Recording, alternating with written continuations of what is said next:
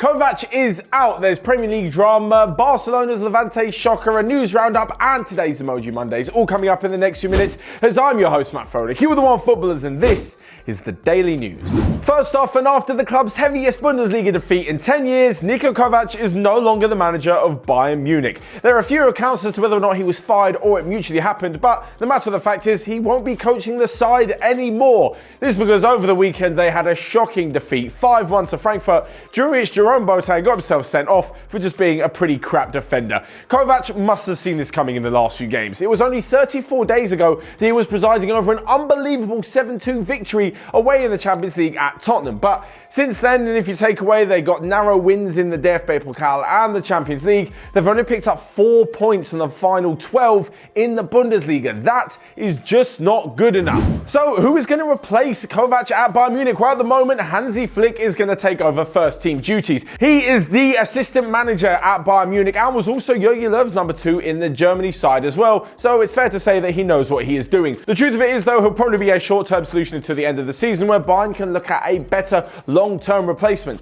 That potentially could be Erik ten Hag of Ajax. Of course, if all else fails, they can phone up Jupp Heynckes again, but surely they've just got to let a man enjoy his retirement. So next up into some Premier League drama where the weekend was full of surprises, shockers, and just downright some good football. First off, Brighton, Bournemouth, and Sheffield United find themselves in 8th, 7th, and 6th, respectively, after some fantastic wins, and a lot of credit needs to go to them. There may have been many people's tip to go down at the start of the season, so the fact they're sitting in and around the Europa League spots is definitely a massive credit to the team and to the management. Of course, there are a few points outside of the top 4. One of those top 4 teams being Leicester. An incredible start to the season for them, and they currently only sit 2 points behind Manchester City. Over the weekend, they picked up a 2-0 victory over Crystal Palace, which saw Jamie Vardy score again, meaning he's the first player in the Premier League this season to reach 10 goals. Last time he was the first player in the Premier League season to reach 10 goals was 2015-16, the year that Leicester won the title. This year may be a little bit more difficult as City and Liverpool tend to run away with things, as shown by the fact they both managed to turn around losing positions into all 3 points over the weekend. Alongside this, though, there was, of course, the horror injury to Andre Gomes, which really left a sour note on yesterday's game between Everton and Spurs. The game itself, there really wasn't much to talk about. Both teams showed exactly why they've got loads of potential, but why ultimately they are really falling flat this season with dire performances from both. Christian Eriksen, especially by a million miles, the worst player on the pitch and probably the Premier League this weekend. As for the tackle from Heung-min Son, well, he went in a bit recklessly and it was a bad foul on Gomez.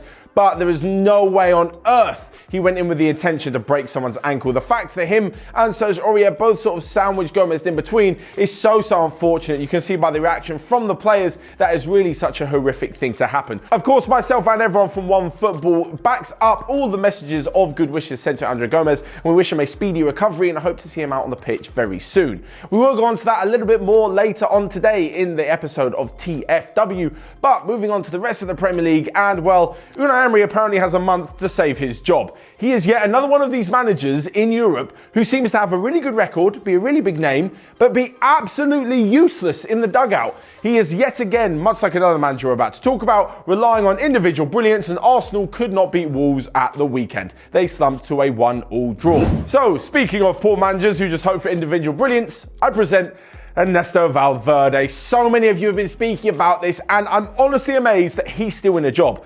Bayern Munich saw that things weren't working. They had the balls to go out and get rid of Kovac, or at least get him to mutually agree to a termination of his contract. Why on earth Valverde is still manager of Barcelona, at this current time, of course, is completely beyond me. They took the lead at the weekend thanks to a Lionel Messi penalty. The fact that it was Lionel Messi says all you need to know about Valverde's style of play, and the fact that it was a penalty shows you that really they didn't actually have much else in the game. He did get a goal correctly ruled out for offside from Antoine Griezmann, but apart from that, Levante had a brilliant spell where they managed to put 3 past the reigning champions. This really just shows that I can't even believe it, that Valverde is just such a bang average manager. What does he even talk about in the team talks? He just sort of send them out onto the pitch and say, I hope you guys win, because otherwise it looks pretty crap on me. The sooner they get rid of him, the better, but I can understand why it's difficult, especially when you're going to have a big payoff, and the fact that there's not that many managers available at the moment, unless they want to bring in Jose Mourinho. So next up, we move on to a quick roundup of the rest of the day's transfer news, where Vadim Vasiliev, the Monaco chairman, has said that one day former player Kylian Mbappe will play for Real Madrid. Ronald Koeman has said there is a clause in his Dutch contract, which means he can move to Barcelona, but only after Euro 2020. Both James Rodriguez and Gareth Bale didn't train with Real Madrid on Sunday, meaning they probably won't be in the squad for the Champions League games this week. And Adam Lallana's contract is running out at the end of the season, meaning that a whole host of clubs from China and the MLS are interested in signing him on a free.